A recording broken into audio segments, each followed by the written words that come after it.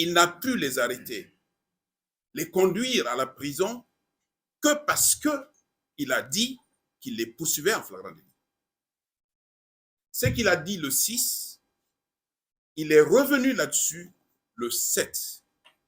Mais en revenant là-dessus, l'honnêteté intellectuelle devrait commander de renoncer au mandat de dépôt qui a conduit les 3 personnalités politiques en prison. Or, non seulement il a renoncé à la procédure, mais il n'a jamais annulé son mandat et il n'a jamais demandé à ce que son mandat soit annulé et personne à ce jour n'a annulé le mandat. Ce qui est illégal. Non seulement le mandat a été pris par une personne dans des conditions de droit qui sont fausses et pour lesquelles lui-même a renoncé.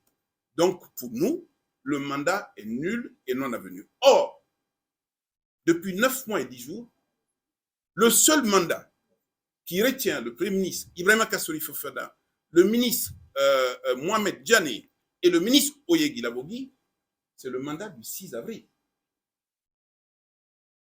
Au jour d'aujourd'hui, le seul mandat qui est déposé à la maison d'arrêt qui bloque nos 3 clients, c'est ce mandat du 6 avril. C'est exactement, vous allez à la boutique, vous sortez un faux billet, un billet de 20 000 francs guinéens. Il se trouve que le billet est faux. Mais celui à qui vous payez ne se rend pas compte que le billet est faux. C'est bien plus tard qu'il se rend compte que le billet est faux. Il vous retourne le billet et vous lui retournez la marchandise. C'est ça la norme. Mais il vous retourne le billet. Non seulement il est faux, mais vous retenez la marchandise en disant cette marchandise ne bouge pas. Vous ne l'avez pas payé et vous l'avez de surcroît payé avec un faux billet. Personne ne fait ce constat-là. Personne ne met en avant cette illégalité. Personne ne dit que les 3 personnalités sont détenues sans titre ni droit. Parce qu'entre-temps, la Chambre de contrôle, dans son arrêt du 31 juillet, a pris un mandat. Cette Chambre de contrôle avait le droit de prendre un mandat, elle l'a prise. Sauf que la loi l'oblige sur 2 points. Premièrement, le mandat doit être formellement pris. Et deuxièmement, le mandat doit être notifié sous peine de nullité. C'est ce qu'a indiqué mon excellent confrère Sidiki Berete. Donc le deuxième mandat n'a jamais pu exister en droit, faute d'avoir été pris formellement d'une part, et faute d'avoir été impérativement notifié à nos clients sous peine de nullité. À partir du moment où le premier mandat est nul et non avenu, le deuxième mandat qui n'a jamais été formalisé, jamais été notifié, nous en avons fait le constat à la maison d'arrêt. Ça veut dire que nos clients, ils sont accusés pour des choses graves, sont détenus illégalement et irrégulièrement. Ce n'est pas tout, mesdames et messieurs les journalistes. Vous n'avez pas été curieux parce que le procureur spécial a pris la parole ici pour dire que désormais, il poursuivait le Premier ministre Kassori Fofana et les 2 ministres parce que simplement dans la comptabilité, il se serait rendu compte de la dissipation, tenez-vous bien, de 46 millions de dollars. C'est lui qui l'a dit. Non seulement il l'a dit dans la presse, mais il n'a jamais saisi le juge, et bien au contraire, il ne pouvait pas saisir le juge parce que les 46 millions n'existent que dans sa tête. Deuxième élément, il a parlé de près de 86 milliards de francs guinéens qui n'avaient jamais été justifiés. Là encore, ces 2 accusations graves sorties de la bouche du procureur spécial n'ont jamais été suivies des faits parce que si en parallèle une procédure est ouverte et que le juge d'instruction est saisi, qu'il y a des faits nouveaux qui interviennent, le parquet spécial a la possibilité par le biais d'un réquisitoire supplétif de saisir le juge, il n'a pas saisi. Accusation totalement erronée, accusation totalement fantaisiste, renonciation au flagrant délit, non-renonciation au mandat de dépôt, maintien des gens en prison dans des conditions illégales et irrégulières. Ce n'est pas tout. Pourquoi nous pointons du doigt ce comportement que nous constatons de façon générale dans la justice par 3 fois? une ordonnance de placement en liberté a été prise par 3 fois. La chambre d'accusation a systématiquement cassé cette ordonnance-là avant qu'elle-même ne se reprenne, bien évidemment, pour dire au procureur spécial, je ne peux plus vous suivre parce que simplement, vous poursuivez sur la base de rien. Pour la première fois, le procureur spécial a perdu devant la chambre de contrôle. C'est nous qui sommes en situation favorable en droit aujourd'hui, parce que nous avons gagné devant la chambre de l'instruction, nous avons gagné devant la chambre de contrôle, il a fait un pourvoi. Tenez-vous bien que c'est inélégant de faire un pourvoi devant la Cour suprême en matière de liberté. Parce que la Cour suprême, c'est le juge du droit. Les questions de liberté, ce sont des éléments de fait. À moins que l'on soit acharné, on ne peut pas s'acharner sur un individu qui est en prison pour aller faire un pourvoi et jouer sur les renvois systématiques de mise en délibéré. Le dernier motif, c'est le départ à la retraite de 2 membres de la Cour suprême qui faisaient partie de la composition de la Cour suprême. Pensez-vous 2 secondes qu'on ne savait pas que ces 2 personnes-là devaient partir à la retraite? C'est un motif fallacieux simplement pour renvoyer ce dossier. Ce n'est pas tout. C'est que le 24 janvier, on n'aura pas de décision. Le 24 janvier, cette nouvelle composition va devoir rabattre le délibéré, pour ceux qui ne sont pas des connaisseurs, rabattre le délibéré, c'est-à-dire qu'ils avaient mis le délibéré pour le 24, ils disent maintenant nous renonçons au 24, nous rabattons le délibéré, nous rouvrons les débats et nous demandons aux parties encore de reprendre comme à zéro. On est parti pour 1 mois, pour 2 mois encore, mais dites-vous bien qu'il s'agit de gens qui sont en prison. Ce sont des gens qui sont en prison pour simplement une mécanique administrative au sein de la Cour suprême. Le Premier ministre Kassori Fofana, le ministre Mohamed Diané et le ministre Oye Dilabogui sont en prison depuis 9 mois et 10 jours aujourd'hui. Et si rien n'est fait, ils seront encore en prison dans 1 mois, dans 2 mois, et qui sait, dans 3 mois, parce que leur liberté n'a l'air d'inquiéter personne. Imaginez vous-même 9 mois dans une prison comme celle-ci, même si vous n'êtes pas malade, vous en sortez malade. Et de surcroît, ils ne sont pas tout jeunes, ces 3. Ils ont déjà une vie, ces 3. Et ces 3, par le fait du procureur spécial, tombent dans un contexte de prison et d'emprisonnement qu'ils n'auraient jamais pu imaginer, même dans les pires moments de leur vie.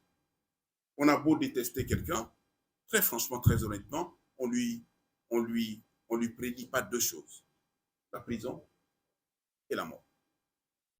Quand on est encore en prison du fait de soi-même, je veux, mais quand on est en prison du fait de quelqu'un qui utilise des instruments juridiques, les détourne dans le but de mettre en prison et de maintenir en prison, mes chers amis, il y a un souci. 3 points de procédure. Au jour d'aujourd'hui, nous sommes devant la Cour suprême pour 2 procédures. La première, c'est un arrêt de la chambre de contrôle qui nous a nous-mêmes cassé une ordonnance qui mettait en prison, contre lequel arrêt nous avons fait un pourvoi devant la Cour suprême. Dans un deuxième temps, le procureur spécial lui-même a fait un pourvoi sur le dernier arrêt de la chambre de contrôle qui lui donnait tort. Donc par 2 fois, nous sommes devant la Cour suprême. Nous sommes également devant la chambre de l'instruction qui est chargée de l'information, et cette information étant quasiment terminée aujourd'hui, les juges d'instruction nous l'ont notifié et ont pris les dernières écritures sur ce point. En l'absence d'accusation, si ce n'est erroné, en l'absence de preuves, si ce n'est dans la tête du procureur spécial, sur la base de rien, vraisemblablement, la chambre de l'instruction va aller vers le non-lieu.